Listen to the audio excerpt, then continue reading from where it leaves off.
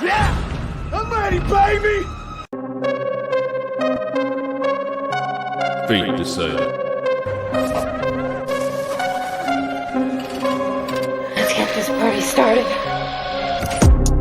Craving something scary. Hello, Sydney. It's an honor. Jojo Jake. Don't you swear at me, you little shit! Don't you ever raise your voice at me! I am your mother! Watch Zone. What's the boogeyman? As a matter of fact, it was.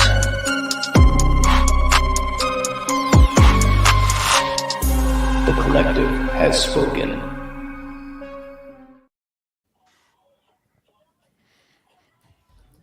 Yo, what's up? Yo! Friday, the Lethal Collective. We are here. We're ready to rock. And we're going to talk about a little movie called Halloween Ends. And it's going to be pretty interesting.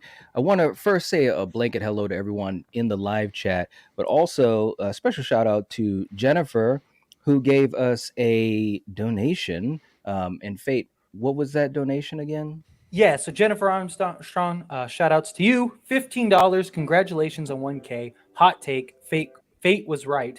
Ha ha ha. Sending love for those traumatized by ends. Heart face pumpkin. Thank you so much, Jennifer Armstrong. Before I just wanted to Thank you, Jennifer. we just wanted to let that be known before we jumped into it. And also, everyone, real quick, we officially have super chats. We got monetized. Yes. We are officially monetized. So, please feel free to watch the playbacks and stuff like that, and just even past live streams. Taking a shower, throw our live stream on, help us out. I believe we'll be having clips started on this channel next month, right, guys? Next month. Next month. Maybe even sooner. Maybe sooner. Yes, but we'll get clips soon, which will be really nice. But we do have super chats in this stream. So if you're feeling generous, we'd really appreciate that, of course. Also, just for the chat to know that we're going to be talking a lot. I'll let Knight finish the intro and stuff, but we're going to be talking a lot, getting our opinions out. So we're not going to be too focused on the chat this stream. But of course, super chats do take priority. Or if you don't want to do super chat, like if you want to do PayPal or Cash App, which we do make the most on, which we'd really appreciate, just because YouTube takes their cut and stuff like that. So if you guys want to do that, as Jennifer did, then we will accept those too, and then I'll interrupt us and answer those questions, stuff like that. So super chats, PayPal, Cash App, whatever your preferred method is. Appreciate you all. Thank you. And just to tag on that, the Lethal Collective loves PayPal. There you go. Love the way you said it, man. Not sponsored. We're Not sponsored in part by PayPal. That's right. We love it when you donate to PayPal. PayPal is this excellent we just start going on a fucking ad. It's like, bro, what? Let's just say, we reap the most from you through PayPal. Yes. And also just to say, Ronin Samurai saying, hey, guys, glad to be here. Hope you mentioned this comment. The movie can be debated, but that song Midnight Monster Hop during the open was great. Much love. Just subscribed. Thank you so much for the subscription. We appreciate it. Thank you. Thank you. We're definitely trying to work hard. David saying Jake has been going for 5 hours today. Absolute king. I'm going live again at 8 o'clock because I don't give a single crap, by the way. Right? I censored myself. I was going to say a different word there, but yeah. Good for you, man. Right. And 2.5 hours with those streaming hours were with me. Yeah. We kicked it this morning. Yeah, we did. And look at this, guys. Jason Dyer coming in strong. Fate was right. Jason's number one. Thank you so much for the super chat.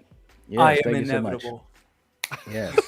That's literally the meme I sent Jake when he was like, he texted me, he's like, I hate to admit it, but you were right. And I was like, that was so funny, dude. I love it. Love it. And we also have another super chat. My man David from David's Heart coming in strong with the $5 super chat saying, did anyone else have alarms go off when the opening credits rolled with blue letters? Just saying. Yes. That definitely caught my eye.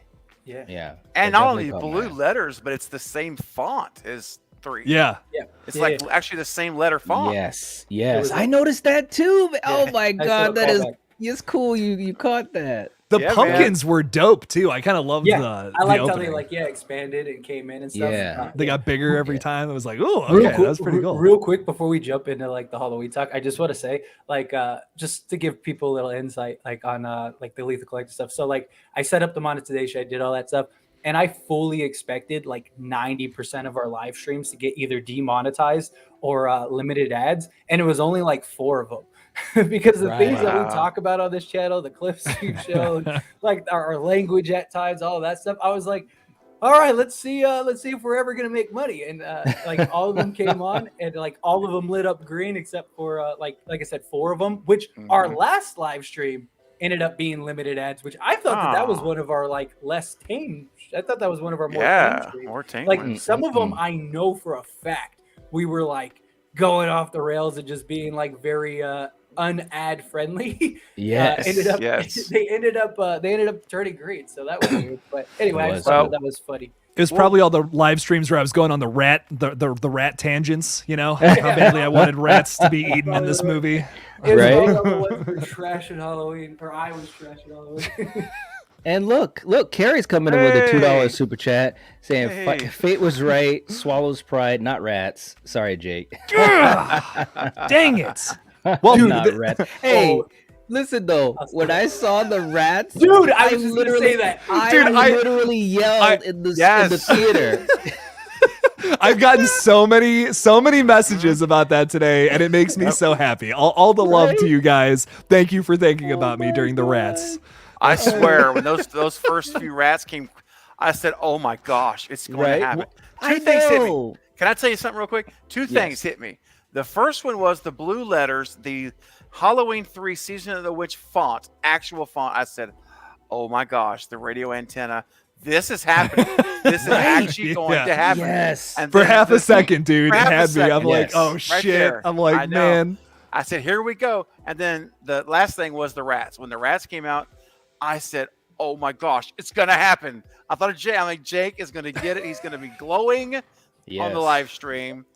I almost wanted to text him. They didn't show it. I know, right?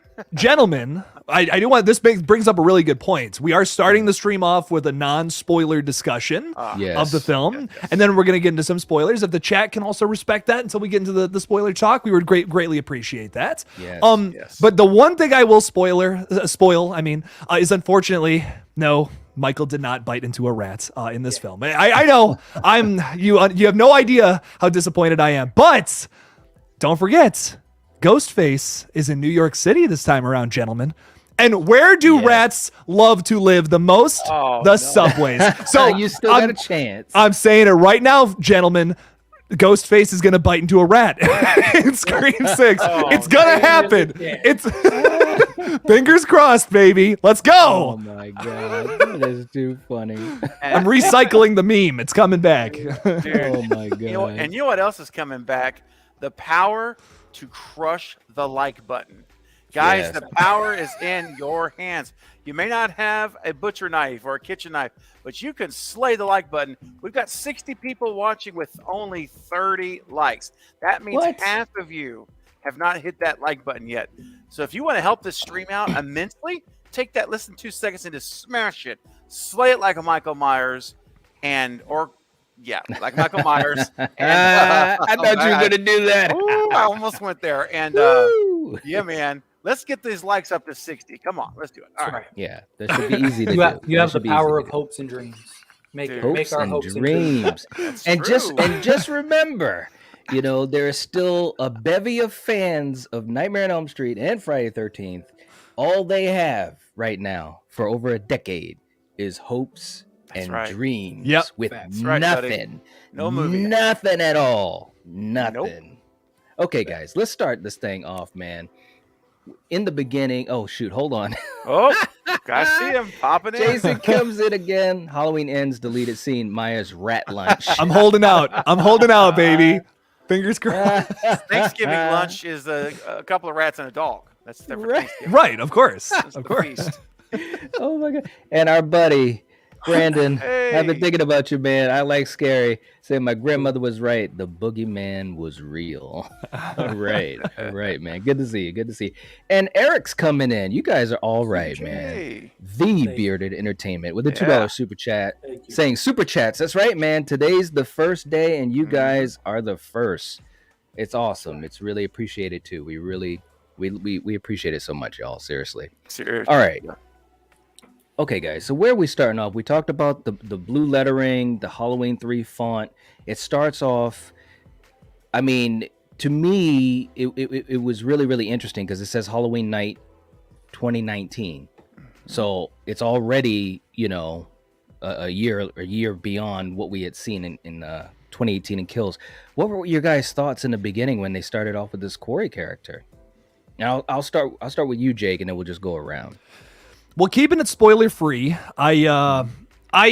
the opening scene I really like. I actually really do like it. I think it's really well done and just well crafted. It's a nice little sequence of horror. I won't spoil what happens, but I dig that. It's we're just talking about the opening scene. I'll keep it to that. Sorry. Okay. Mm-hmm. The opening scene I like. I actually really like it. It's a really nice little just horror sequence, I think.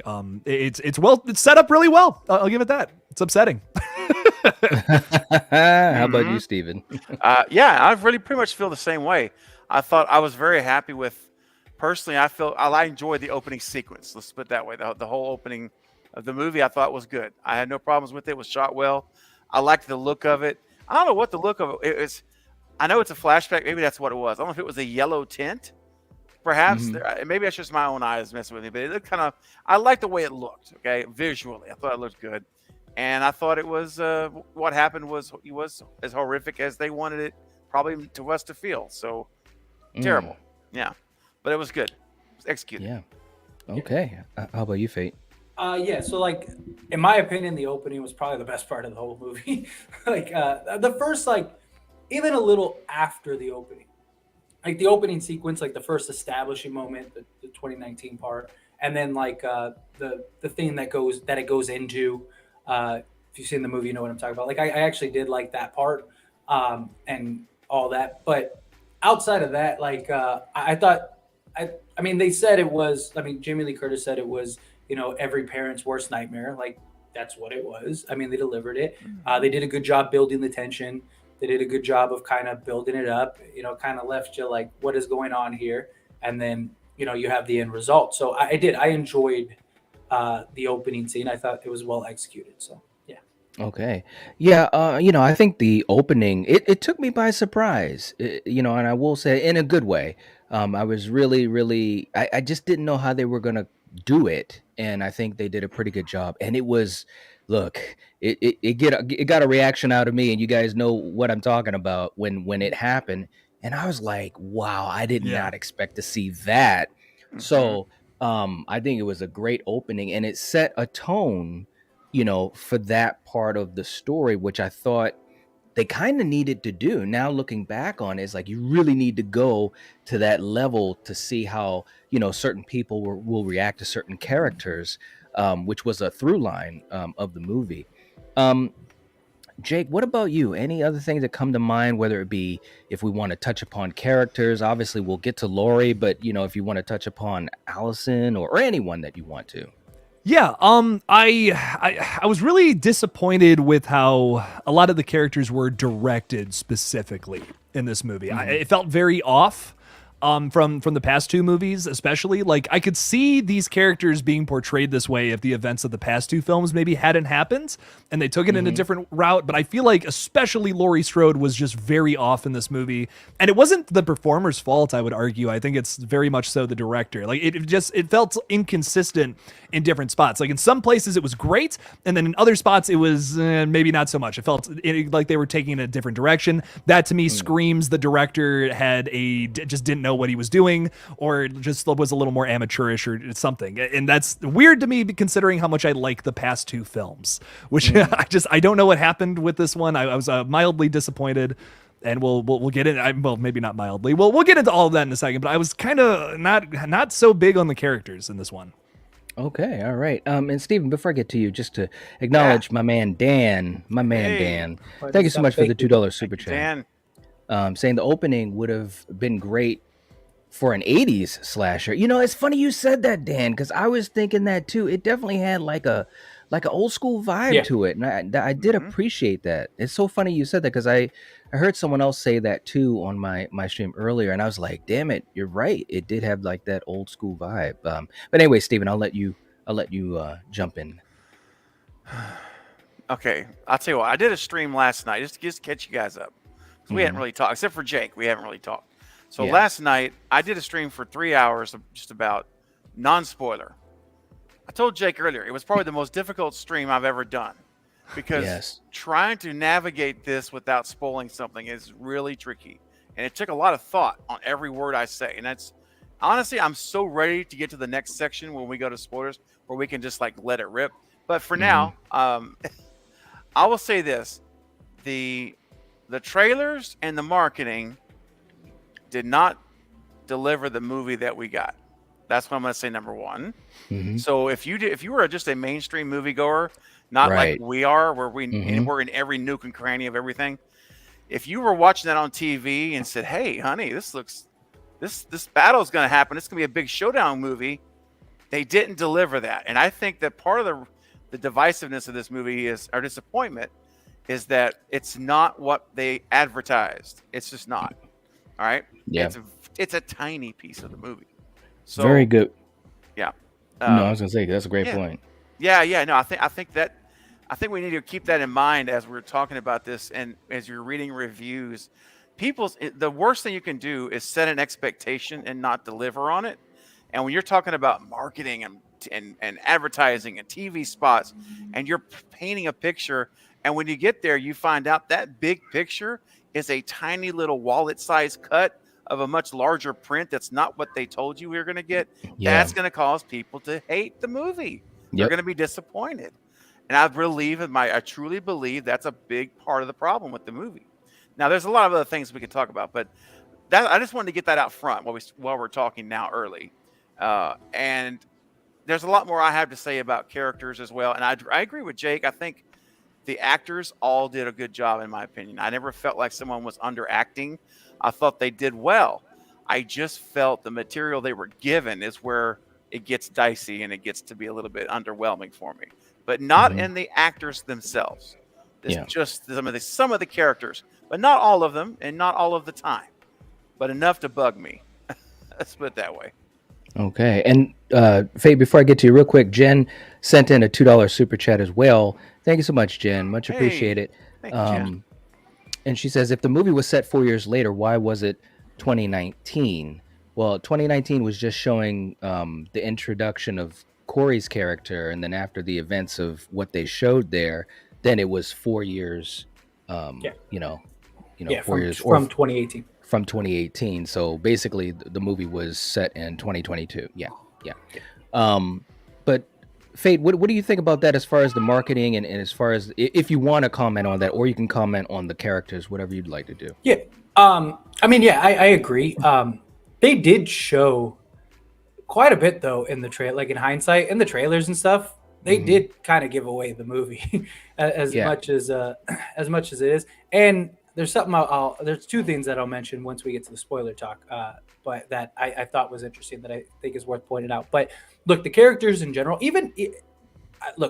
let me first by saying I thought this was an absolute trash movie. This movie was god awful, but to no one's surprise. Yeah, but to stuff, I know, right? No one lost any money on that bet. Yeah, exactly. No. That was the same bet for sure. But no, I mean, like, for some bright sides, because believe me, I'm going to be trashing this movie a lot. But for some positives, like, I actually did like. I thought the actor that portrayed Corey actually did a good job portraying Corey. Yeah. I didn't really like Corey as a character for the most part. As a whole, I did think he had some qualities in some moments, and I'll expand on that a little more once we get to spoiler stuff. But I thought the actor did a great job portraying it. It wasn't somebody that I was familiar with at all, and so I was kind of like, if he does end up being the focus of the movie, is he going to be good enough to carry that? And I did think he was a good enough actor. And so that was, I thought, a good thing. All of the characters in general, of course, Jamie Lee Curtis. I'm blanking on what the actress that Andy plays Andy Allison. Matichak. Yeah, thank you. I thought she was great. I thought the acting was fantastic. The marketing definitely did present it as a way for this movie to be a very specific type of movie, and it wasn't anywhere close to that. Now, also from like a general audience standpoint, I could see people really enjoying this movie. But from a Halloween fandom standpoint, or people that are fans of the franchise in general, even if you're not like a super fan, just like the franchise in general, I think you're going to be very disappointed in this movie, and I see why so many people hate this movie. And then also, I think if this wasn't like a Halloween movie and it was just some like random horror movie, I think it might have been better perceived. The problem was this movie made no real sense with the past two films, which I've said it wasn't going to based on what we got. It was exactly that. And it wasn't a Halloween movie, like by any scope of the means, really. It was just a really bad movie. The directing was awful, which is, surprising. Given, David Gordon Green stuff, like just no good directing, no real good character direction either. Like it didn't seem like, it almost seemed like nobody really knew what was going on at times, like character wise. Like it just, the story, the writers, whoever wrote the script, I don't think did a very good job writing it either. This movie was very, very scattered brain at times. Like you never really had much time to digest certain things in certain points, in certain moments. It was like on to the next one. And my biggest problem, there was probably like an hour of this movie that you could have completely cut out. Like there was so much dead time, so much pointlessness, so many things that like didn't even need to be included in the movie that could have simply easily been fixed. And I'll explain more on that when we get to spoiler stuff too. But one of the things is what I told you, Jake, and so, I just think that there's like, there's just, it's almost like they didn't know how to fill in a 2-hour movie. It was almost like they had like we want to have a big showdown of Laurie and Michael, but like, how do we put the rest of this together? And they didn't do a good job with that. This film was almost like a movie that wanted to be its own movie. Like it wanted to be its own thing, but the problem was it tied in with the past. So like this, it just was an overall just a really bad movie in my opinion. But anyway. All right, and also just to ask and Jen, if you can keep a look on the likes and stuff, please guys, please hit the like button. That would really help the video. I think we're up to 47 likes, but we have almost 70 people in the live chat. Please hit the like button, guys. And for you guys that are usually in our live chats, Russell, Jason, Carrie, all of you guys, if you could keep reminding folks, because it really helps us out. I also think with the marketing, I really think that it's too bad they didn't, reveal. Like you guys said, it was kind of false marketing. It really was, because to me, I think that there should have been a different balance of time. It should have been flipped a little bit, and we've talked about that on previous live streams. If that balance of time was flipped, you know what I'm saying? I think it would have come across better, because you would have gotten more of what the trailers and all the TV spots were talking about. Yes. Because we didn't get enough of that. I'm trying to, be non-spoilerish. I'm tracking with you, man. 100%. Yeah, if that was the case, because I will agree, there were some moments where I'm thinking, for Andy Matichak, I thought the actors did great, and she had some really great moments, especially, some of the conversations with Laurie, and conversations with another character. But I felt like I didn't get enough of her. And same thing with Will Patton, which I was that was depressing for me, dude. I just want to, and I guess that's a little spoilery, but we just didn't get enough. I'm not saying how much time, but we didn't get enough. Right. And he's the type of actor, for me, I could take a whole movie, of him, because he's that good. and that charismatic. The bits that we did get, I really loved. You know, some of the bits that he had with Lori, I was thinking, oh, all right, and then boom, they cut to something else. I'm like, no, we were almost there. So, you know, I think the balance of time was uneven, and that was disappointing, because I think that otherwise it was a different type of vibe in this movie, which we knew it was going to be, but I didn't hate the different type of vibe. I don't like the way it was executed. You know what I'm saying? I don't want to keep ranting with Jake. I'll pass it on to you next. But yeah, I just wish the balance of time was flipped. So how do we feel about getting into spoilers now, since we're nearly halfway through? Yeah, I think we should start jumping in. Let everybody know, guys, if you don't want them, you need to exit stage right or left, whichever you prefer, because we're going to tear it open now and rip a Band-Aid off. So yeah. So you've been warned. We'll give you spoilers ahead. We'll give you guys a couple seconds. Anybody that wants to get out now, get out now.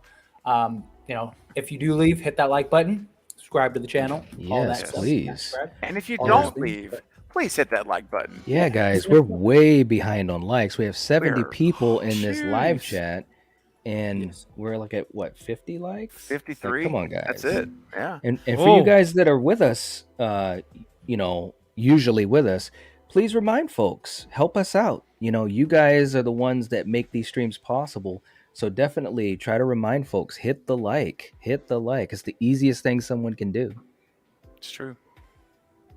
All It's right. easy as one. Oh, we know I can't sing because we're monetized now. Never mind. I It's know. easy I as know, one, we have two, to- we have three. to Easy as watch 1, how 2, much- 3.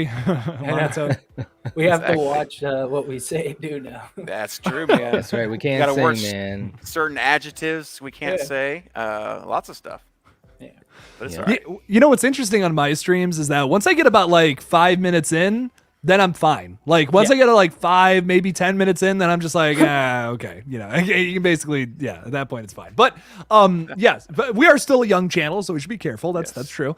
But I just getting right on into this. Getting right on into let's the diving on in, streamlining into the into the horror talk.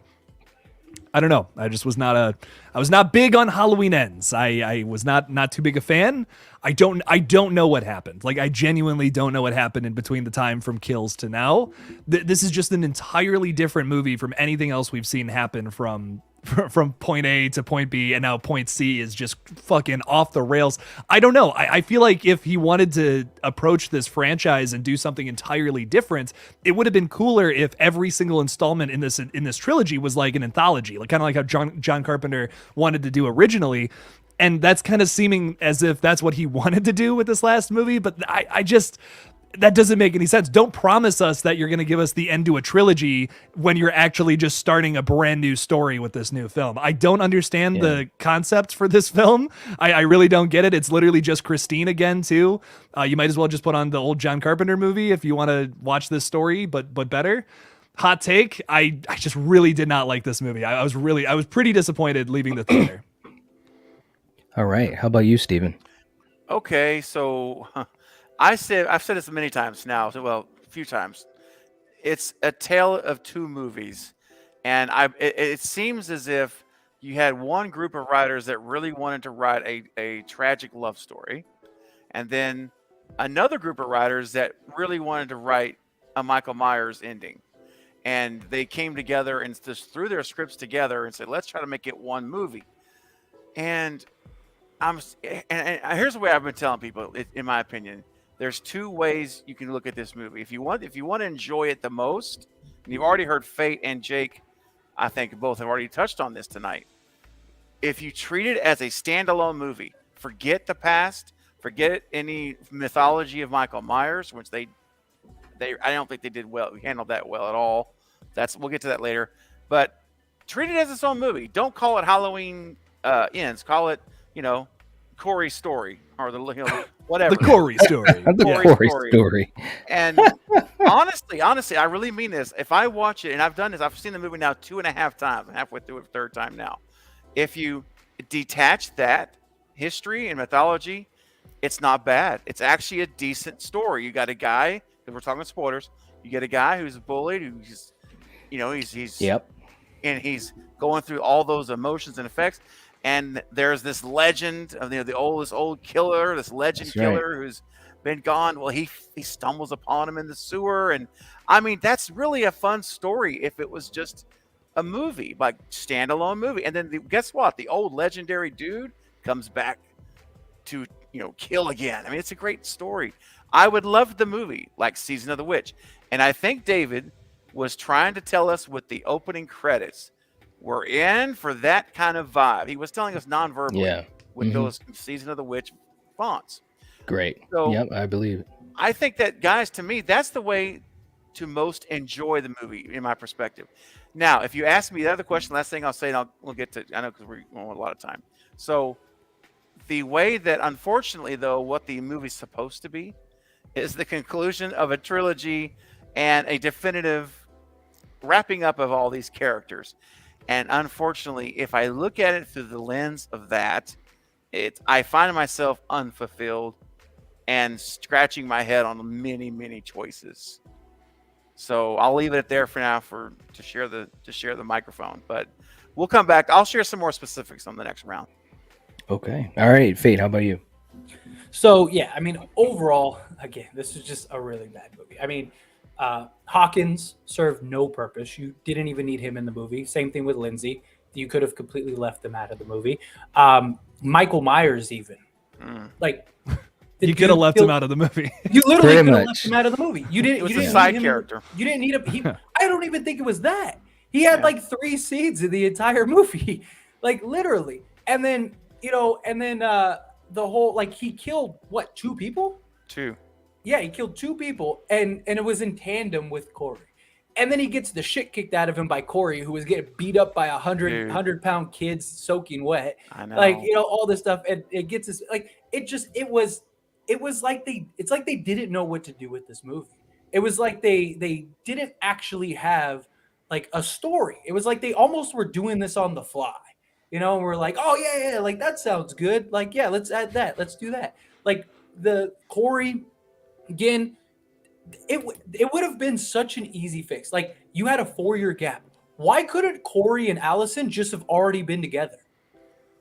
Problem solved. Have the stupid flashback to 2019, right? Which I did like the opening, but you could have had that scene, right? Which I also thought, and this is what I wanted to add too, was the foreshadowing, how they kept focusing on the stairs and the height of the stairs. Yeah. And then the kid falls. Like I actually really liked that. I was like, that was pretty cool. But yeah, I mean, you could have had the flashback. Boom. Fast forward all those years later, 3 years later, Allison and Corey are together, and that would have cut like 90% of the movie out. This movie was not a Halloween movie. It was a romantic love story turned tragedy. That it wasn't a Halloween movie. And I said this from the beginning, I don't give a shit about Corey. I don't care about Corey as a character. And you made an entire movie about Corey and Allison. You turned Allison into this completely different character. Oh, big time. Allison's all of a sudden like okay with killing, and like she's like dark too, and like the evil's play, or I don't know what's going on. Yeah. You actually had the soul transfer, right? You actually they actually visually showed it to you, like to where you actually saw his essence go into him. Yes, you did. And then you even see the crazy old homeless guy that's like, like, why didn't he kill you? It's supposed to be me or whatever. So like what? Just this is like of legend? Like everyone knows, like if Michael doesn't kill you, you become the new Michael? Like it just, the story didn't make sense. Nothing lined up. Laurie immediately sees Corey after just seeing him like an hour ago, sees Corey and all of a sudden knows that that's not Corey anymore. It's Michael. It's the eyes.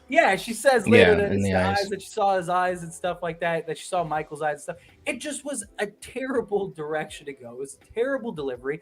And again, I want to see a Halloween movie for Michael Myers. Like I want to see a Halloween movie if I wanted to see Corey fucking run around killing people, I would have watched another movie. Why not just make a different movie with Corey killing people? Like this wasn't a Halloween movie. This was, in my opinion, this was the worst Halloween movie we've ever got. Ever. I think it's worse than Resurrection. I think it's worse than everything because it wasn't a Halloween movie. How do you I don't know about that. How do you have a Halloween movie? Because yes, Season of the Witch is a Halloween movie, but it's Season of the Witch. It's its own thing. It's its own movie, its own story. So I don't knock that. I understand that it's a separation. That's not what this movie was. This movie was not a Halloween movie. How can you have a Halloween movie when Michael Myers is in 7 minutes of the movie, if that?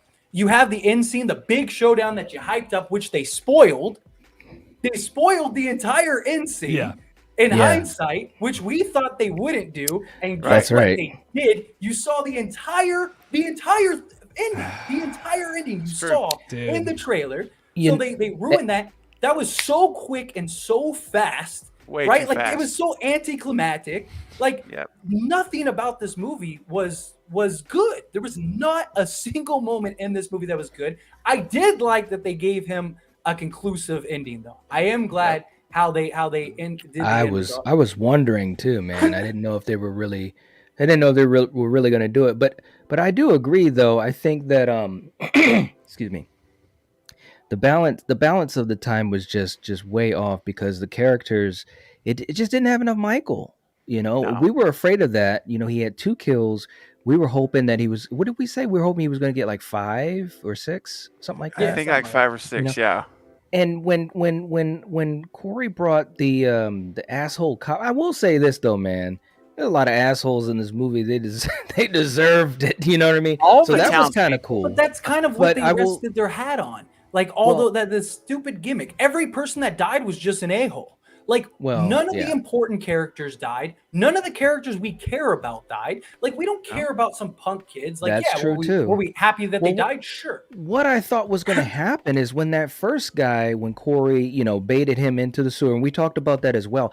I thought that was going to be kind of like a little bit of a plot going on there, and I was like, okay, I can see where this is going to go, and then Michael's going to come back.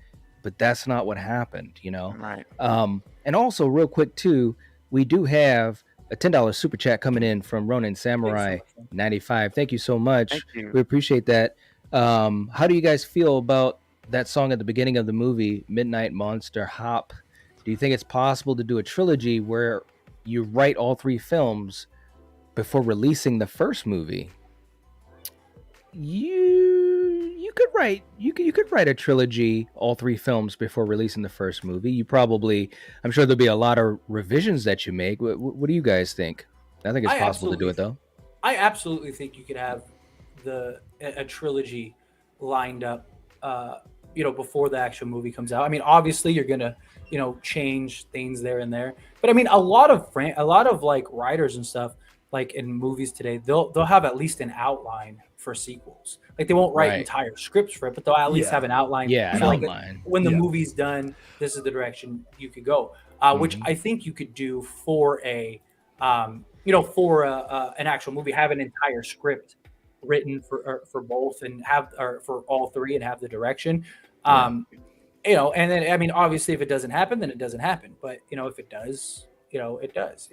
Because that's always the question: is like, is it worth it? Because if the movie fails, but like, look at what X did. The director for like what Ty West. Like, look at what he did. He wrote like 4 films for this, all at the same time. Had the entire story mapped out and stuff like that, and it's been great. It's been working great. I also think that would be the best approach for a lot of these franchise period, because you don't have this Halloween Ends mess, because you have a whole story mapped out. But you could have like a conclusive ending in each film, to where if like you're not able to do the next film, fine. But if we do, you already have it set out, ready to go. What do you think about the Exorcist trilogy? Do you think they've planned that all out? Do you think they've written those? I am so worried about that now. Me too. Yeah, I already. I was worried about it even when I first heard about it, because there's absolutely no reason to go back into Exorcist territory. The Exorcist was a great movie, for its time, and they actually did get another great sequel out of it with Exorcist 3. But other than that, I think everything about that movie that makes it quote unquote The Exorcist, that's of a different time. It started this whole, exorcism, kind of subgenre, if you will. And if they don't do that, then it's kind of like, well, why are you even calling it The Exorcist? And of course, if they do it, it's not gonna be as good as what William Friedkin did. Yeah. So I think I think they're just gonna be another demonic possession movie. I really do. I don't think it's gonna I think it's just gonna be Exorcist in name. Like we're just gonna that's exactly what on it. I can't wait for the first movie to be great, the second one to be and the third one to be awful too. Oh no, the game plan has been established. There, but That's crazy. I have to say one comment on this super chat about planning out a trilogy. Yes. And Jake and I mentioned this a little bit earlier. I don't believe that would happen here because, and let me tell you why. If this had been the end game, Corey Cunningham would have been in 2018. Exactly. Yeah. And we would have known him We've for at least the have first seen two him. movies. At least seen him in some capacity. Him and Allison could have come together in Kills, if not somewhere along the line. And this movie, I think we're all talking about this movie in a very different manner if this is someone we've known for two movies and he's all of a sudden flipped over and taken in this evil of Michael. Oh my gosh, not Corey. That's Allison's boyfriend. He's such a good guy. He loves the family. That's a different movie. That would feel like a Halloween. Or just let it be Cameron. I was just gonna say that. Yeah. Let it be Cameron. Because if this was Cameron, wouldn't this be so much more emotional and powerful? You'd be like, no, like he just had his redemption arc. He's a good guy now, and now he's evil. It's like that would totally work for me. But this just doesn't, because you don't know the guy. You barely know him. Right. That's right. Yep. They tried to cram everything in to 45 minutes. And they sacrificed all the character development with like Allison, Laurie, Hawkins, and Lindsay. Like they sacrificed that was all of their main characters. They sacrificed all of those great continuations we could have gotten in this film just to focus on a brand new character. I don't get it. I don't get it. Well, and then the only thing we got out of Dr. Mathis is that he's some creepy old doctor that's baning his assistant. Like, that's literally all we got out of him. Like I thought he was gonna have some significance. I thought he was gonna have something, but no, he had like 3 seeds, and he's like this dirtbag, creep that's like just trying to bane all the young girls at his office. Like absolutely, man.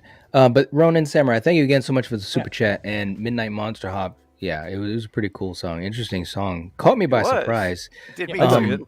I was hoping for that typical intro we've heard the last two movies of John Carpenter with that, like, I'm like, what's it going to be this time? I'm like, yes. So they swerved us, just like Season of the Witch. Jason coming also in with a super chat, $5 super chat. Thank you so much. Saying, Halloween fans, you can't kill the boogeyman. Blumhouse, hold my beer. They turned iconic Myers into a sad, pathetic character. Corey went bust on him. Yeah, he did. And he didn't even use karate. He just threw him to the ground. If he would have used karate, I would have liked it more though. Just right in the neck. Come on. Right. Judo chop. Carrie also saying that percentages of Corey Meyer kills was way off. And we also have another super chat coming in too from Scott, a $20 super chat. Thank you so much, Scott. Thank you. Saying, I saw this twice, trying to give it grace before judgment, but I'm left lost. I give David kudos in attempting to do something different, but not in the last film you're making. There were scenes I liked, but the film as a whole, no. That's fair. I hear you. That is fair. And the thing is, we talked about this risk of trying to hit this home run as far as being super different and so forth, and could it pay off? And I totally agree. I wanted more of Hawkins. I wanted more of Allison, even Lindsay, even though we knew Lindsay, that was kind of like not a last minute thing, but her reception and kills was so great that they were like, hey, let's get Lindsay in this too. So I didn't really expect much from her, although it would have been nice to see more of her, but especially Allison and definitely Hawkins. Hawkins had nothing. No. This is Will Patton, guys. They really maybe almost as much as anything other than Michael Myers himself. I was so disappointed in what they did with Hawkins. And it's just too bad. His whole redemption arc, guys, I've talked about it forever. Yes. I'm like, they have to pay off on the foreshadowing because they set this whole thing up. And I'm like, oh, Hawkins has got to get his redemption and get that guilt off of him. And I mean, he's barely in the movie. He's in the movie for, I don't know, 3 minutes. Yeah. Maybe 3.5, 4 minutes total. That first time when Allison got pulled over in the beginning of the film, I thought that was Hawkins. Yeah. Like in the theater, even Corey Anderson was like, that's Hawkins. I'm like, yeah, it's Hawkins. And this is like, Mulaney. Let me not say my words. Yes, it was a Mulaney. And wouldn't that but be nice to have a scene where it's like it's almost like Hawkins is like being a father figure, you know, Yes, like or something. exactly. Be like, hey, Exactly. make it. You were speeding, you know. Just have a little like joking Yes. moment between those two, and shows like, oh, they have a nice relationship now, but they just write in this random douchebag cop character. It's like, Yeah. what? Well, that's What's what I thought happening was here? going to be in the car originally. I thought that was going to be the introduction to Hawkins, and it wasn't. Like, and I was Yeah. like, damn, Right. like, who is this guy? Like, Right. there was so much potential you had that you could have done, and so many simplistic things. I don't know. I agree. I don't know why you would do this on your last installment. And You it's know? very similar to how we said in Scream 5. If they had this movie, like, let's say 15 minutes longer, you know, you extend that finale with Michael and Laurie, you give Michael, you know, at least 2, if not 3, at least 3 is what I want, at least 3 other scenes, 3 kills, then the whole balance of this vibe on the movie for me would be different, a lot different. You know, give me about 15 more minutes of the movie, which would take it to 2:14, 2:12 or whatever. Yeah. And you give Michael at least 2 more scenes, 3 kills, preferably 3 scenes and 3 kills. You know, give a little bit more to Hawkins, give a little bit more to Allison, take a little bit from Corey. Boom. Yeah, but you could. But here's the thing: like, you didn't even need to extend the movie. Just cut out like that entire like club scene or whatever, or bar scene. You know, where they're Yeah. party. Like, that was like 20 minutes too long. Like, you know, Yeah. like they tried to like really hit home on the love story between Allison and Corey, and it's like, for what? Like, they could have easily just had them already together, develop their characters, develop Corey within the frame of the other characters, you know, had some dialogue with Laurie and some interactions and stuff, established him as like this lovable guy that just made a bad mistake. It was an accident, which they kind of tried to do, but they just tried to rush everything you know, as much as possible. It seemed like they were just trying to cram so much. And it's just like, you know, you had like just the whole Corey thing, and then like you know, Corey and Laurie. Like, I don't understand the whole, you know, Laurie S thing. We're on YouTube and we're monetized now, so I can't say it, but you know, boom, that thing, you know, where she's dude, yeah. Like, I don't understand why she needed to do that. Like, you know, and then at the end, she's like, you really thought I was gonna do that? It's like, but why? Like, you could have just played it off, sat at your desk, did the type. Like, I understand that she like knew he was coming and knew he was there, but like, you did it after. Like, I was just like, what was the point of this? Was this like your excuse to go grab the gun? I guess. Like, okay, like, but I just thought it was stupid and silly. And then it was brief. Like, there was no fight, there was no exchange. She said, boom, boom, Bang, bang. Yeah. And which is exactly what I said on the stream what we were talking about before. I was like, the scene where Corey is sitting on the stairs and he's like, what are you going to do when the boogeyman comes back? Because he's coming. I was like, that's probably Corey who walks in, he gets shot twice, and then he's sitting at the thing, just bleeding out, dying, and then Michael's going to show up. And that's what happened. But like, we didn't even get that dialogue. Right. I will say, and then we got a super chat I want to get to, but I will say, the way Corey went out, I didn't expect that. Oh, and I think that was cheap.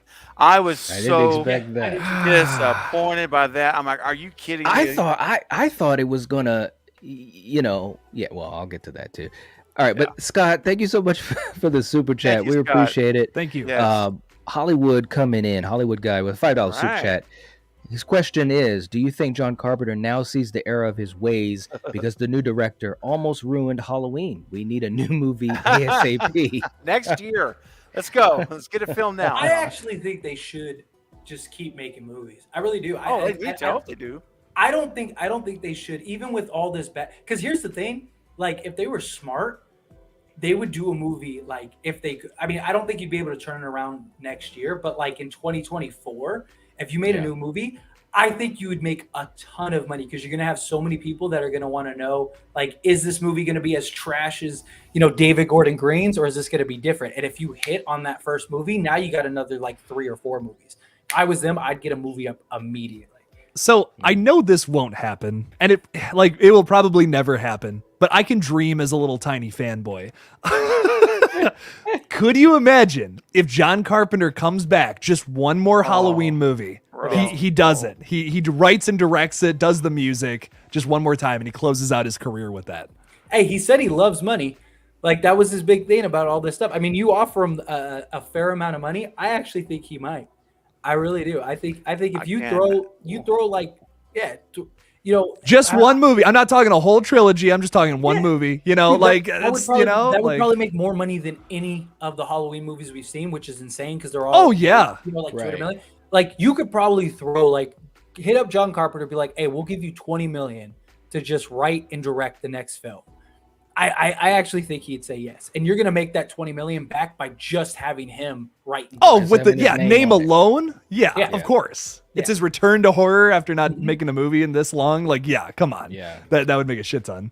Jake, I figured it out. I figured you inspired me. I just figured it out on the fly. The way that you make this happen, get locked down, guarantee. Here it is. We go to John Carpenter. They go to John Carpenter, and they say, "Hey, look, man. Like you said, here's a $30 million budget." Now, you made, how much did you spend for Halloween 78? Was it $300,000? Something like that. Right? They were right in there. So here's the deal. We're going to pay you $29,700,000 for your salary. And you take this $300,000 and go make your movie. Well, because that's how bad we want you to direct this film. I love it. I love it. You could do a better job than that. Real quick, Chris came in with the scent, like always. Thank you. Yes, I love it. Awesome. Thank you. And also, just to remind you guys, please hit the like button too. We're at 67 likes. We've got 90 people in the live chat. Come on, this guys. is crazy. Come on, guys. Also, and our goal is 100. Two more to 69. I know for a fact. I'm a child. I'm sorry. There are plenty of you that aren't subscribed right now. So subscribe to the channel. Please. Help us get the subscribers up. Let's do that. All right. But Hollywood guy, thank you so much for that super chat. It's amazing, and we really, really do appreciate the support. And Jason coming in with a $2 super chat, saying, "How about my man Sheriff Barker made the movie?" Yeah, he totally. Yeah, man. 2 scenes, man. He was there. Oh Lord! And I love his whole line. scene, man. The whole scene, whenever they're out there and they're about to throw Michael up on top of the car. He was on top of the car, and the deputy's like, "This is not how we do things." The door opens up, and all I'm waiting for is that Western music. That whistling, and he steps out with his cowboy hat. He says, "We do tonight." I'm like, "Oh yeah, all right." Jake, give me one of your ohs. I can't do it like you do. Oh, yeah. There you I go. really wish Sheriff Barker had a bigger role in all of these movies. He's a very, very underrated character, in my opinion. Yes, and he was very good in his scenes. Like, he was a really good character in his scene. Like in 2018, like I thought it was a nice little beginning, and then of course in Kills, I mean, he had some scenes, but not enough. Definitely in this movie, he shouldn't have even have shown his face. It was like a cameo, It was. It was just to be like, look, hey, there's Sheriff Barker, guys. There he is. He's still here. Yeah. What did you guys like, think of the whole? Like, I liked how they gave a definitive ending, a conclusion. They actually killed Michael, all that stuff. I like how Laurie actually made sure she killed him this time, did everything she could, and all that stuff. And I do understand the whole propping him up, sort of driving him and having all the townspeople go just because of what you did in Kills and stuff. But I'm not going to lie, I thought it was a little cheesy and a little silly. But how do you guys feel about it? Well, it definitely had a little bit of cheesiness to it because it's kind of like, all right, again, like you said, Fate, almost exactly like you said. Like, I get it. We know what we went through last time, and this is supposedly a way, I think Hawkins has said it, to give everyone some finality and some peace. But I don't know, man. It was just kind of like, I don't know. That didn't hit too well for me. But the ending, as far as, he is dead. He was gone. Like, I was like, okay, they made a choice, and I was happy about that. And it looked fantastic too, man. Once again, man, just to talk about some cool stuff, the practical stuff, and the gore, everything looked top notch. Cinematography was good too. But yeah, the way they kind of had their little funeral, the procession. It's like, nah, come on, man. Yeah. It was really goofy. Yeah. Yeah, and I was telling Jake earlier, and again, look, it's a horror movie. We don't want to get too like, how do they do that? Because it's fiction. It's an imagination on screen. But I just have to say, it is interesting. The system of communication in Haddonfield must be incredible because the radio tower is burning. There's no radio station, right? And how does everyone know in 5 minutes that we're gonna do this thing? That was my thing. Yeah, the Michael signal turned on. Something notified. Big M in the sky. I guess they're speed dialing the phone book. Like everyone, guys, we're going. He's dead. I don't know. Again, it's a horror movie. I'm not gonna bust him too hard on it. I just had to mention that. Now he's definitely dead.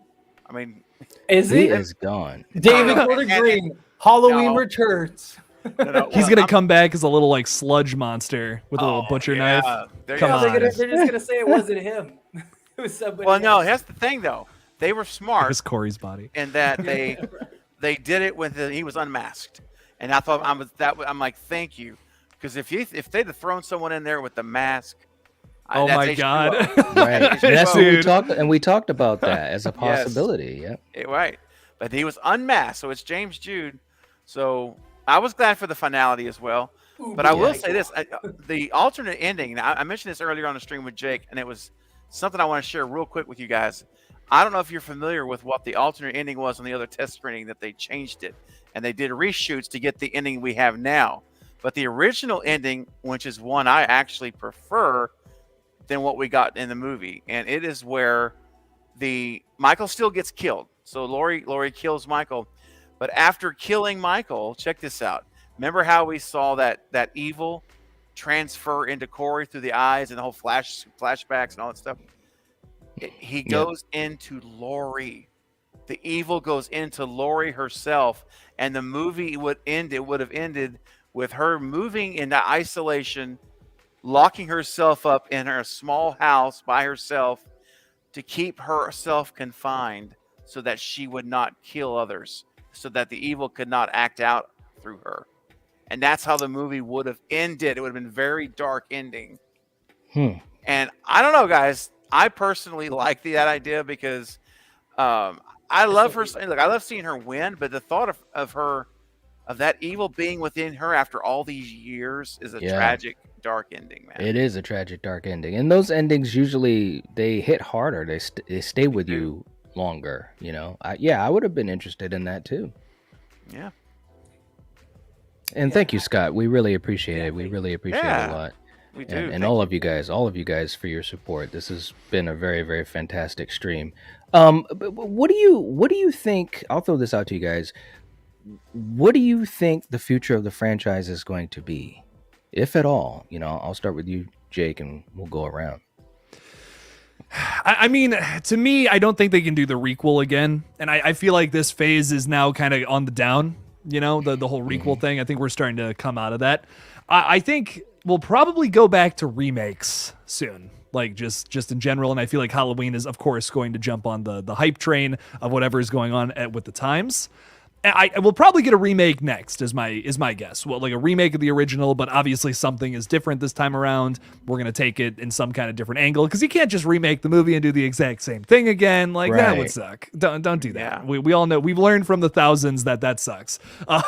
So I think we'd probably do another remake, but something's different. And if I had to suggest anything, change the characters. Like, let's have Michael Myers, he escapes off the prison bus, same old, but different characters are hanging out in Haddonfield this time around. Maybe it's a different time period. Maybe it's like it's 90s or something, and Michael gets off the bus and we're in the 90s now. Little 90s nostalgia might be cool. I don't know. Something along those lines. I'm just pitching things, spitballing here, but I think a remake with twist a certain knob one way or the other might be cool moving forward. Nice.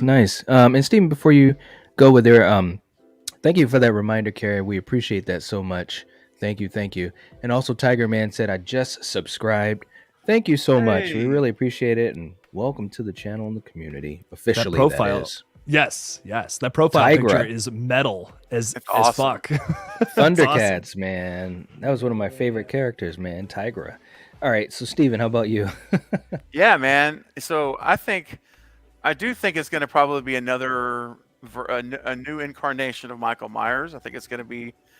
I mean, he's so iconic. You can't just. I mean, you can do an anthology, and I've said that before as a possibility. But I mean, to me, your money maker. Shake your money maker, there, right? So you got to shake the mask, baby, because that's your money maker. Is that why is Michael Myers? So Right. I think it's going to be a new Michael, brand new storyline, brand new protagonists. No, not going to be named Strode in any way, shape, or form. It's going to be a whole new thing with a young Michael. And I don't know if it's going to be a remake. I don't want it to be a 78 remake. David did a great job with 18 carrying on the story. I don't want to remake a 78 because there's no way you're setting yourself up to fail, honestly, if you do that. I think unless John Carpenter himself had made an attempt to write a new Halloween story like you mentioned earlier, then that's what I want. I think that's Fantasyland personally, but I want that. I would love that. But I think it's going to be a new Michael Myers. I think he's going to come in 3 to 5 years. We'll see a new Halloween movie.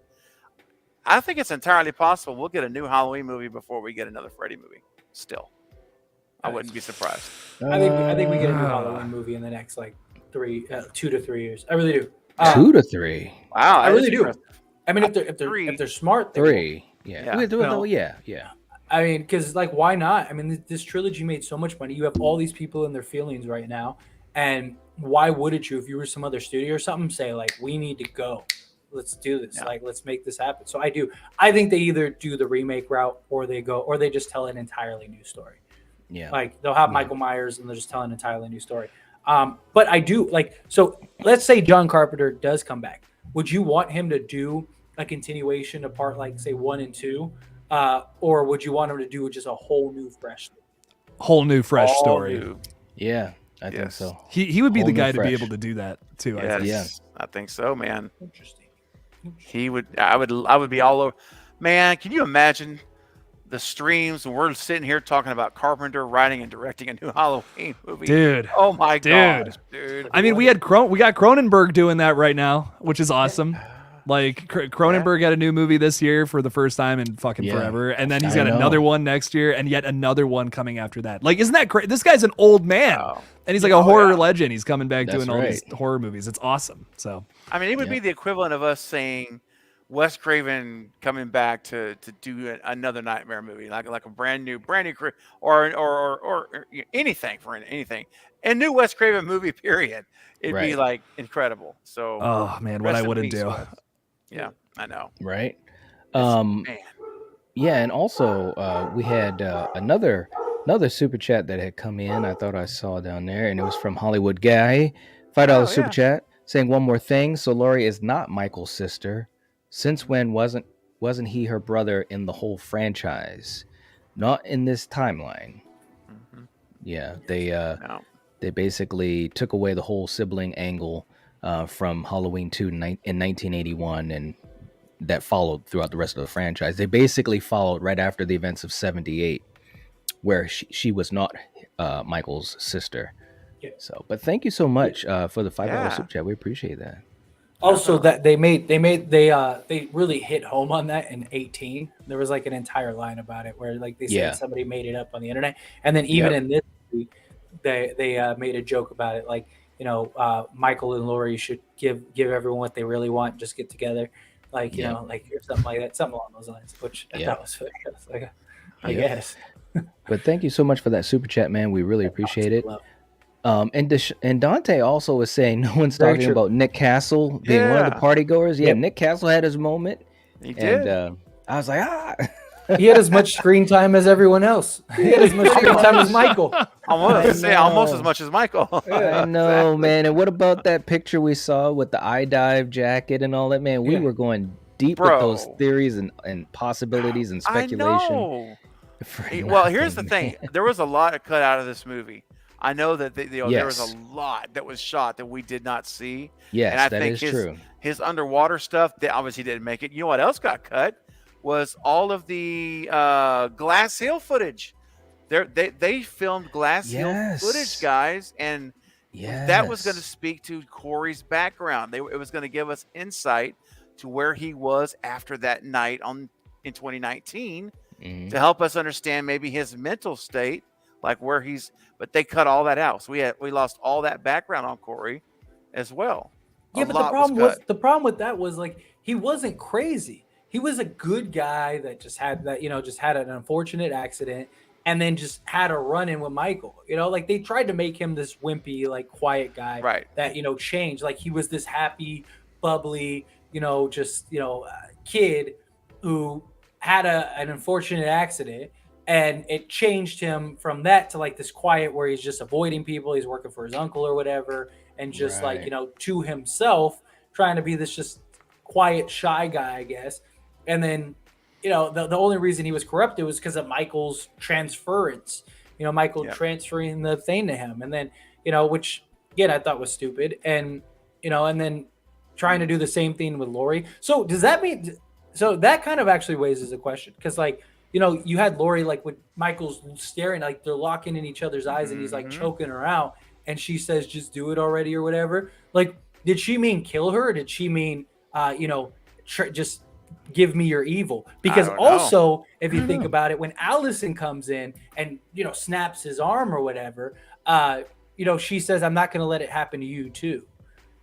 So that like, is that what that meant? Especially if the ending was what you said, where the alternative ending where she has the evil transfer. Maybe that was the moment that the evil was supposed to transfer to her. Maybe that is it. Maybe that is. That's a good point.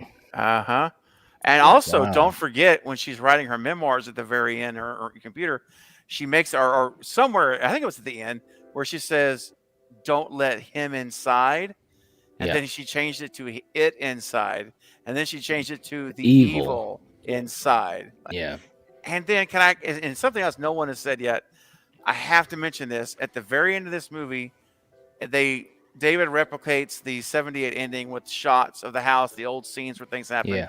But there's instead of a mask breathing, it's like wind blowing. But what's the final? This one here blows my mind. The final shot of the movie is Michael Myers' mask sitting on a frigging coffee table in Jamie's house. In Lori's, she's got his. Not only does she still have the mask, she's got it on her coffee table. So what does that mean? Why is that not? Why don't the cops have that? You know what I mean? The cops would have confiscated that. I think that I agree, but you got to understand, one, it's a small town. Two, everyone looks at Lori as like this superstar now, and three, I think it was a symbol of like she conquered the boogeyman. She has no fear. Like a trophy. Yeah, like it is. Like, like how you mount a head on the wall. Because they literally squished him. So it's not like she can take his head or take anything to him. So I think that's what that was. I think that was just, or at least that was my interpretation of it. It could be. Or did some of that evil get into her after all? I mean, maybe.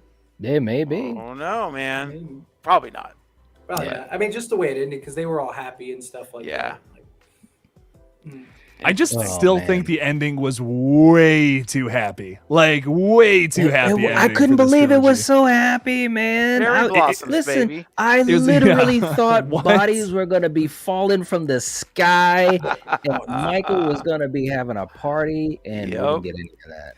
They spent so much time trying to introduce all of these brand new characters to kill, and they did not have enough screen time to introduce these characters, and then they kill them pointless deaths where you don't really feel anything, when they could have just killed, like, Lindsay and Hawkins and all these other people who ultimately served no purpose to this movie. If you're not going to take their characters in any direction with this film, you might as well have just killed them instead of introducing all of these random other new characters. This movie overdid everything. Like, it did not have to do as much as it did to accomplish a certain goal. It's bizarre to me. Scott's got a good point too, and I almost had forgotten about this, but I thought of it during the movie. The part where he gets up behind Lori, the homage to the original, was also cut. I wanted to see that so bad. That's man. True. It was such a great looking shot in the trailer, which was of course the homage to how he got up in 78. There was a lot of stuff that was cut. It really, really was. Yes. And Hank mentions it saying, "Don't lie, everyone's happy to see Corey's mom go." Oh, yes, but yes. also That's the fair. scene where Michael, or I should say Corey, is stabbing in the pillow. And Yeah. we didn't see that either. She No. was killed off screen. Didn't even Yes. see it. Literally. I was What's like, up with why'd an they do that? off-screen kill in a Halloween movie? I mean, and can I just ask you all another They question? did that a couple times. They did. There was Yeah, a couple they did. off-screen kills. Also, something I haven't said. Maybe I mentioned it earlier, but I don't think so. This is the first time in a Halloween movie. Gosh, correct me if I'm wrong. I hate to make such a bold statement, but I'm pretty sure I'm right on this. That we have him killing with a partner. When we're at Dr. Mathis' house, we've got Corey out there corkscrewing Mathis in the head, Mhm. and then Michael's inside the house. These guys like, did he give him a lift on his motorcycle? I mean, it's like, let's go, buddy. I'm going to take Well, you I- over there. And they're Yeah. killing together. Michael has Yeah. got a colleague. He's got a friend. Right, like Really he said, like an Batman and Robin. unlikely colleague. Yeah. Yeah. Did that bother anybody? I don't. absolutely. That's not the Michael Myers I know from this franchise. That's all. Well, Yeah. I will say this: whole movie bothered me. it bothered me because, to me, if they were going to do that, I would have rather, like I thought was going to happen, to see more of Corey leading people into the den, That's so to what speak. I thought would have Yeah. been You know, better, too. I don't think it was a thing where Michael was like, "Okay, kid, let's do this thing." I think it was more that Corey was opportunistic because he knew Michael, you know, was weakened or whatever, and so forth.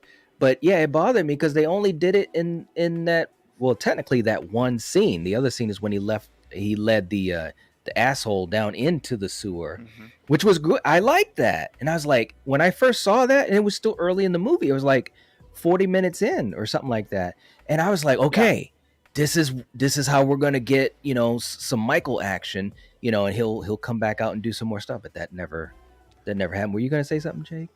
I didn't No, wanna cut you off. I'm so vibing right now. Yeah. I'm just vibing in the in the mess of things, you know. I've been like crapping on this movie for like nearly 7.5 hours right now. I'm just like, I'm out of crap, you know. I'm out of crap to spew. The toilet I is guess. flushed.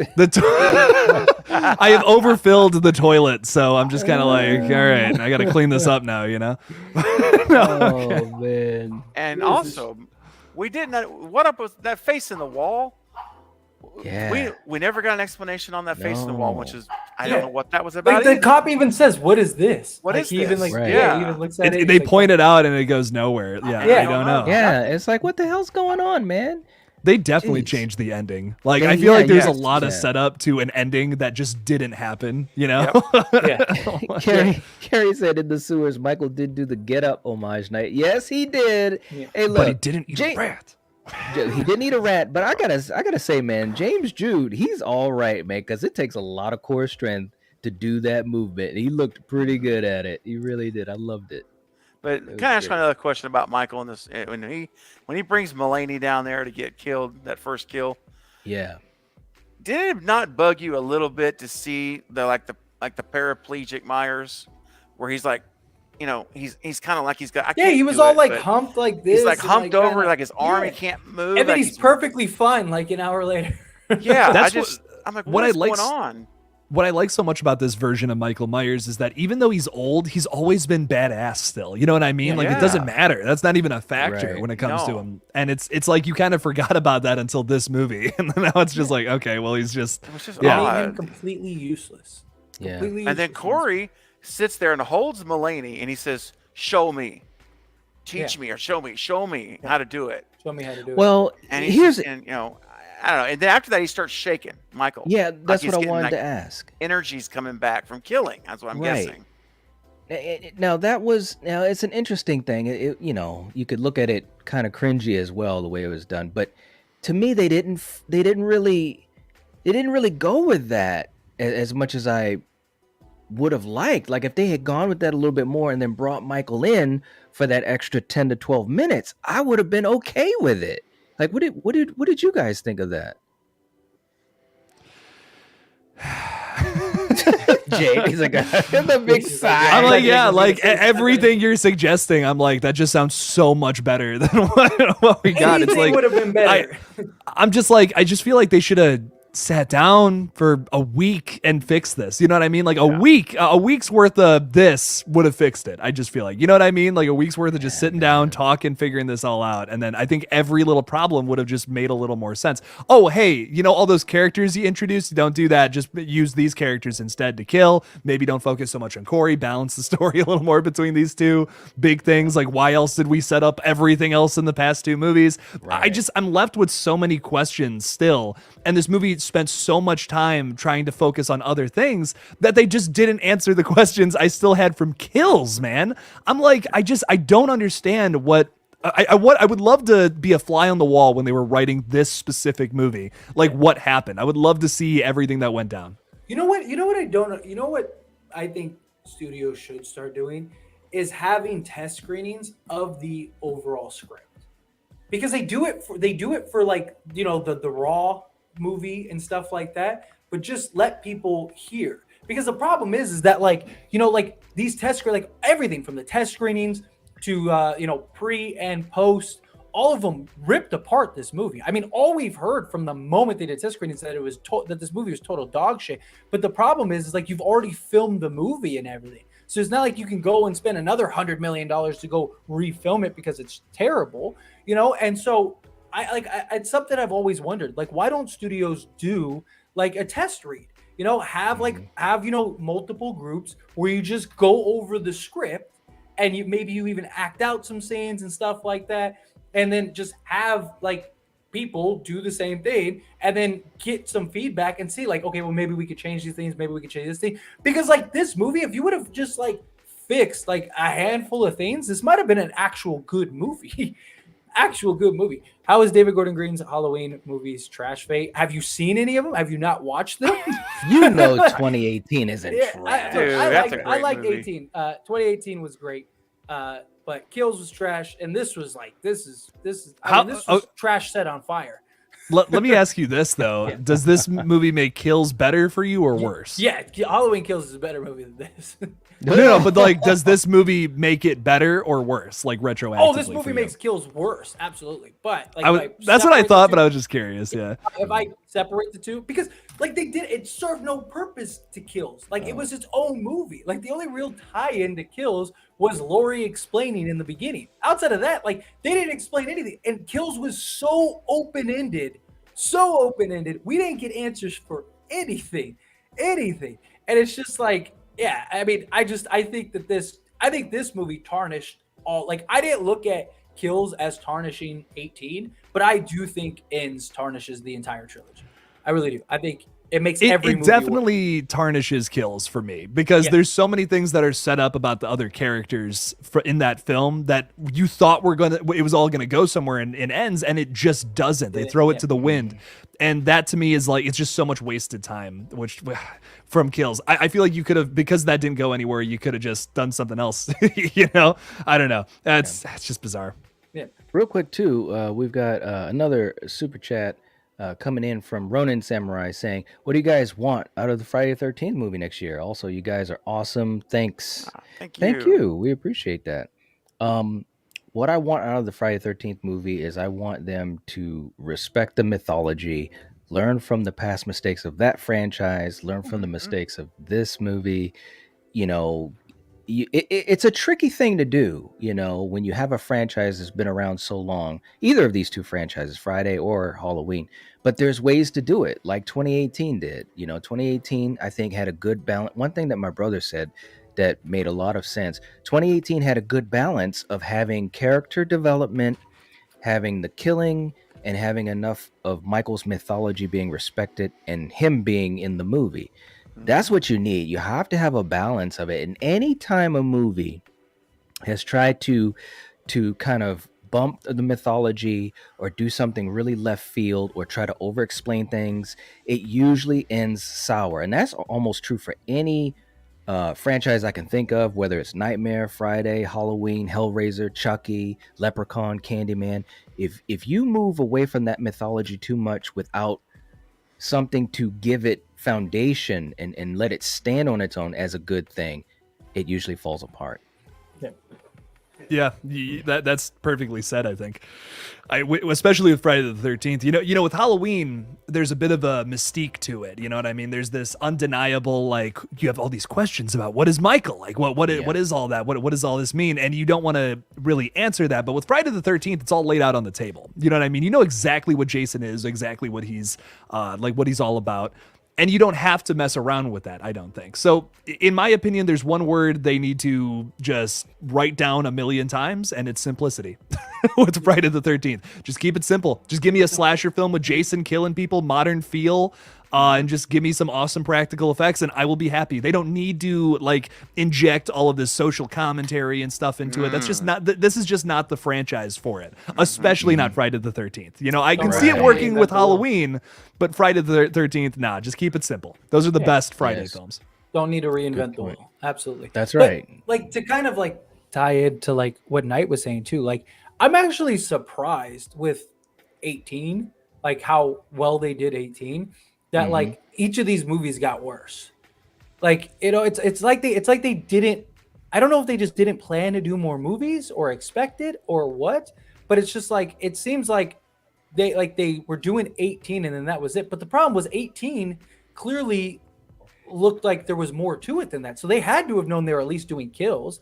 So I mean, it seems to me, like, in hindsight, looking back, and I don't know this for sure, but in hindsight, looking back, looks to me like they had a story that they could have put together in one movie and they wanted to stretch this out. Like, that's what this looks like. This looks like that they had about, like, you know, maybe 3 hours of story that they could have told. And instead of making it, you know, like trying to cut it down and making it a 2.5 hour Halloween movie that just everyone enjoyed, they were like, let's make 3 movies. And maybe it was the writing team, maybe it was very likely the studio that probably did that. Like, you know, like, why would you do this in 1 movie when you could do that in 3? Like, you know what I mean? So that could have been the route, because I mean, just like, you had 18, you had a great development story, a great, you know, a good balance of Michael and just the story and everything, maintaining the legacy, all of that stuff. It was enjoyable. And then Kills, like I said, Kills only had like 45 minutes of like good quality film. But you had like another hour that you could have cut out and just made, you know, other things. And then Ends, like, you really only had like the opening scene and then like the end scene, and that was it. And you could have done without the opening scene, because no one cares about Corey, so who cares? Like, literally, you could have taken Halloween 18, made that like a 2.5 hour movie, trimmed all the fat of everything, had the Halloween Ends, like, everything play off in the same night. Don't fast forward, you know, 4 years, maybe fast forward a year or whatever. Michael disappears or whatever. And then you have like the end result, and then you have that big showdown at the end. Probably could have made that a 2.5 hour movie. And I think it would have been great. I think everybody would have been unanimously like, that was the best Halloween film you ever did. Like, I think that's what you could have done. And they just instead got greedy, and each movie got worse. And that's, well, you know what didn't get worse is a super chat from Smells Like Teen Horror for $2. Thank you, saying, Eric. I wanted a best friends montage of Corey and Michael skipping through the daisies and tiptoeing through the tulips. Thank you so much. And the cherry blossoms, man. What was that, Jake? Yeah, little Tiny Tim. Hell yeah. Oh God. The cherry blossom. They should have handed Michael a Snickers and been like, "You're not yourself when you're hungry." God, here you go. He just eats it, turns into Corey. That's the story. Nanette giving a $2 super chat too. Thank you so much. We appreciate it, Nanette. Thanks, Nanette. Appreciate you. I feel like Halloween Ends is a movie by itself. That's an interesting. It has that feel. It does. What it seems like. Yeah. I think this was supposed to be the like Season of the Witch style movie. I really do. I think that this was supposed to be like its own thing, but it had tie-ins to the past. Like, I think that's kind of what it was supposed to be. Problem is, and just like that was the third movie, this was the third movie. But I don't know. It just seems to me like they blew their load in the first movie. Like, it's what it seems like. It just seems like that was it. And they were like, I got this thing for another 2 hours. What do I do? You know what that's like, Fate. You know, blowing your load too early. I definitely do. Nothing's like blowing your load. Demonetized. All right. Yeah, that's what I say. We're at hour 30. We're at hour 20. Yeah, We're too far in, man. Yeah, right? we're too far. Algorithm won't find it this late. Yeah. They don't search that. I was talking about laundry. Oh, Sorry. absolutely. Sorry. You gotta do a Sorry. load I of didn't laundry, mean to yell. Got excited. I know. Here's the thing I want to throw out to you. Do you guys think that maybe David Gordon Green got too or over ambitious in trying to pay so much homage to John Carpenter by trying to mix so many of those influences into this last movie, and that's maybe caused some of the story to be what it was? You think that could be a factor? Like trying to absolutely. There was definitely a lot of juggling going on, man. I think, yeah. And it's funny too, man, because Carpenter's movie is all about being minimalistic. Simple. Yeah.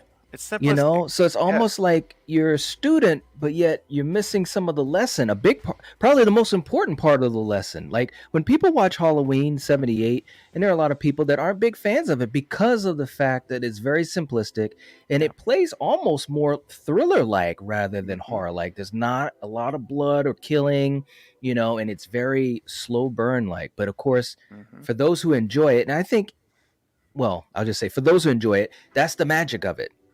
You know, and they morphed away from that as the franchise went on, for better or for worse. But with this movie, there were just too many hands in the cookie jar. So how could you, you know, kind of keep things balanced? I think that's and I know I keep saying it, I don't mean to sound cliche, but for me, that's the word that keeps coming into my mind, is that it was unbalanced with the characters, unbalanced with the story, unbalanced with the time difference between Michael and Corey, or you know, characters like Hawkins and Allison and other characters, like you said, Jake, the characters that you don't give a shit about. And it's true, it's just unbalanced, man. And it's frustrating. It's frustrating. True. Oh, Knight, I have to ask you, because just real quick, last week we watched together Butcher Baker Midnight Maker. Yeah. And dude, it jumped out to me where the influence was. And I was dying to ask you, whenever we saw, and here's my thought, I want to see if you think differently. When I saw the way Corey was possessive of Allison, I said, oh, that's the aunt possessive of her nephew. That is the direct correlation. Did you feel that too? Yes, that's exactly what I thought too. Yeah, absolutely. There it was. Because then I was thinking, wow, you know, because man. Yeah, but he didn't become like that until he got consumed by Michael. No, that's right. It was when the evil took over. Yeah, but which I think is interesting, because Michael's not an obsessive. He's not obsessive over anybody. Like if they would have had the story where Michael wanted Laurie, I think that would have made a lot more sense. You know, just like how Michael was obsessed and wanted Laurie, you know, once the evil consumed Corey, he became obsessed and wanted Allison. Like I think that could have been a nice mirror. But where do you guys rank this movie? That's what I really want to know. Because I really think, and I'll give an explanation why in a minute, but I really think this is the worst Halloween movie in the franchise. But I'd love to hear your opinions, and then I'll give my explanation. Do we want to rank them right now, or do we? I don't think I can. Let's just say where Halloween Ends would rank, specifically that movie. I mean, we don't have to go in depth like on why. You can just say like lower, middle, top three. Oh, you know, okay. There you go. Let's not put a number on it. Let's just kind of say, put a needle mark somewhere. Yeah. I have a number. I will say that. Okay. You do have a number. Go ahead, Jake. Spill it. Wow. Well, Fate said it's number 13. So yeah, I spoiled mine. Mine, I think it's the worst in the franchise. So I have thought about this since I walked out of the theater, and I was. If you would have asked me when I walked out of the theater, I would have said 13. I'm gonna go 12. I think the only film that is worse than this is Resurrection, and that is it by not that much. I was gonna put Resurrection above this one, and I think the only reason I didn't is because there are still some elements of this that I don't completely hate. Like there is potential for this movie to be good. I don't think there is potential for Resurrection to be good, and that's the big difference. I don't know. I don't know. Just didn't do it for me. This is easily a bottom of the barrel Halloween film, I think so.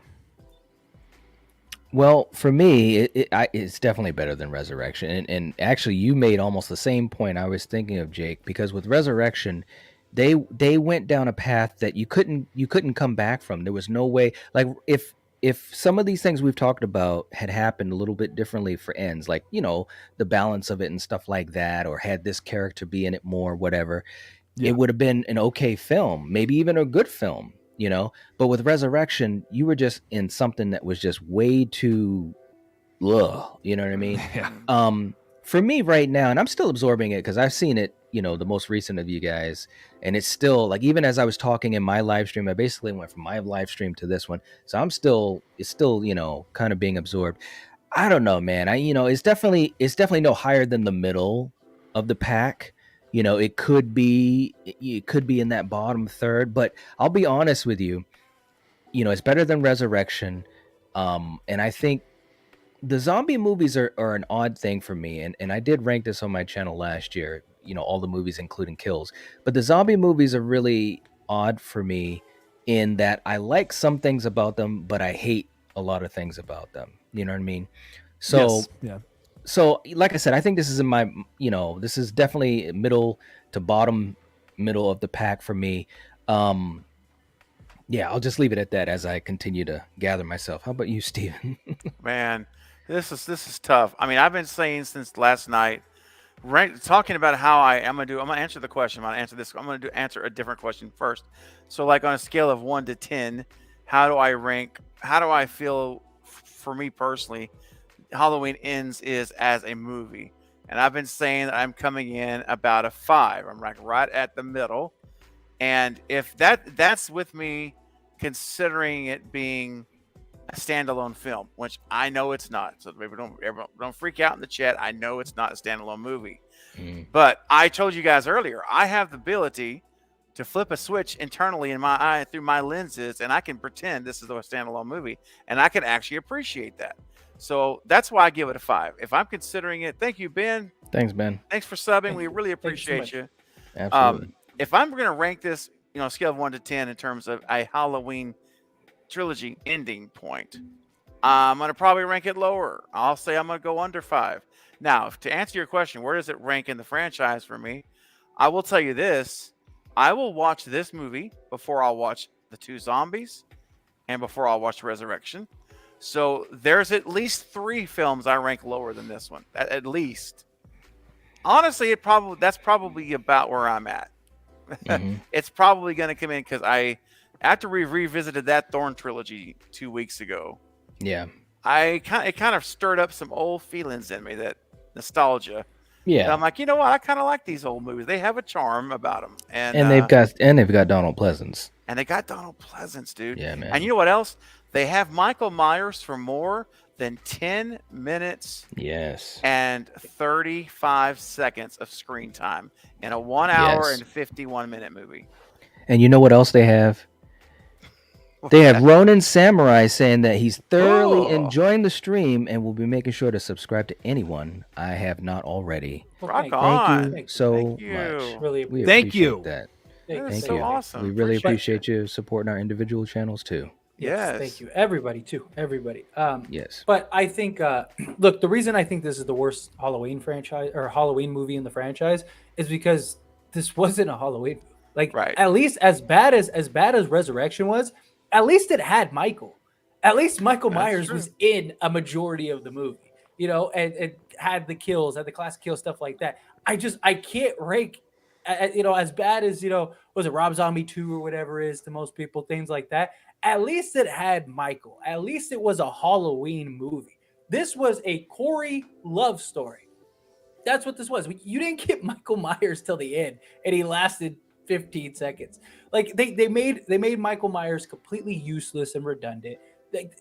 This is the only Halloween movie that didn't need Michael Myers. Like again, Season of the Witch, it was its own thing, and it was always its own thing. But out of every single Halloween movie, this is the only one that you could watch this movie and go, Michael Myers did not need to be in this at all. So how can there be another Halloween movie better than this? Now, like from an overall film standpoint, maybe it's not the worst, but if we're comparing it in the Halloween franchise, this has to be the worst movie that there's been. It has to be, because at least all the other movies had Michael Myers, it had the kills, it had all this stuff. Like it wasn't something else, you know. Like that's what this is. What this was a completely different movie. This wasn't a Halloween movie, so that's why I rank it the lowest. Anyway. Yeah, and you know what else I rank higher than that is the fact that Jen says we got 94 likes. 6 more. 6 Oh, 100. 6 more. Come on, guys. We appreciate Just that. 6. And Yeah. Almost to Ron- 100. Yeah. we're almost there, guys. Let's make it happen. Yes. Ronan coming in again, supporting with a $2 super chat, saying Craven is spot on Oh. about this trilogy. Thank you, Ronan. I Yeah. appreciate that. That's awesome. Thank you, man. He is all right. He is all right. Carrie also, we never do enough reminding of things. Carrie saying, so Craven tonight, Halloween Ends watch party changed to tonight. Yes, it will be tonight. We had to change because of some schedules and so forth, but at 10:30 p.m. Eastern Standard Time on the Night Watch Zone, my channel, we will be doing our watch party, our watch along of Halloween Ends as we start to wind down Halloween Fest. And then tomorrow night we'll be on Steven's channel, Craven Something Yes. Scary. That's right. Yes. Nice. We'll be doing another one, another watch party, baby, a back-to-back double Yep. feature Halloween That's Ends. right. And we'll Tonight be and tomorrow. and we'll be live talking about these things, you know. Yes. So it's going to be really, really cool. Jake, you're going to be on a little bit later, right? Actually soon, right? Or Yeah, maybe? I'm just gonna go on for like an hour. I got my buddy Darjan Bentley who shot Red Right Hand. He's coming on to talk Halloween Ends with me. I'm very excited. Our director of photography, so he's a big Halloween fan, and we're very excited to get into this. He called me Nice. earlier today and said that he really wanted to talk about the movie with me. He feels very strongly against the movie, but he wants to talk about it. So he's coming on. It's gonna be a good time.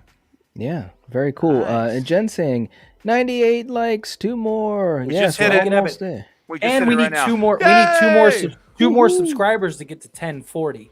And I What? know that there's 2 of you that aren't subscribed, but don't Very trust cool. somebody else to do it. I need you to do it. You know. And we don't got believe- we got Ty saying, I don't know if I can watch this twice in a row. Well, here's the thing is you that can do it. what we've been able to do now, I mean, we've watched Trust me. 5 and 6 and but the thing of it is we're going to be talking and having our commentary, which I'm really been happy with our commentary. Also, Jake will be going on in a few minutes and I'll be back on the Night Watch Zone at 8:30 with my brother Killian and Coriander and getting a little deeper into this as well, because they've had some really interesting points of view too. So just to throw that out there as well. It's a Halloween day. It's a Halloween weekend. It's been crazy, guys. I mean, 4 years. I will say this though, as we start to wind down here, it's been a fun ride because it's really brought a lot of people together. A lot of people that we also hang out with and talk to and collaborate in this community, and a lot of people, fans and viewers and so forth. So in that respect, I'm quite happy with what this trilogy has been able to do. And I think the one thing most people can agree on, and this is how I feel, is it's given us maybe a whole generation of young kids. When they think of Michael Myers, they're going to think about James Jude Courtney, who was absolutely fantastic every time he was on screen, in my opinion. And when I was a little boy and, watching Robert Englund, and thinking of Freddy, that's obviously, that's who's Freddy anyways, but, Kane Hodder as Jason. So that's what I think about too, even though this movie had a lot of mixed results, but James Jude Courtney was fantastic. Yeah. I 100% agree. Yeah. Great job. Absolutely. And thank you, David. We appreciate that. You guys are doing a great job. Much respect. Thank you. Thank you. And thank you to everyone here. Ronan is rocking the truth tonight. Yeah, he is. We really appreciate it. Seriously. Yes. It's much appreciated. Thank you. Well, guys, we're gonna get ready to wind down. Jake's got something going on in just a few minutes, which is gonna be fantastic. I hope I can jump into the live chat, man, because I didn't know you were gonna have him on with you, man. I definitely would want to hear his viewpoints, Jet. It's awesome. So I thought I was gonna send him a link, and he's like, "Dude, I'm gonna be there in 5 minutes." I'm like, "What?" So I'm like, bro, I did not know you were coming over. So yeah, I gotta take care of that. But it's gonna be fun. It's gonna be a good time. You guys are gonna dig Absolutely.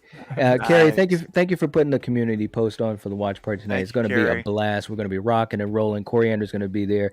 Katie's gonna be there, and obviously me and Steven. So we're winding down. We on the Lethal Collective. We appreciate you guys. Please give the video a like. You know how that works. Leave us a comment. We appreciate all the support that you guys are giving us, and we will be back on Monday for what I know we're still gonna have a lot to unpack. So yeah, man. So we will catch you guys later. Have a good time, a good night. The Collective has spoken. Peace. Bye, guys.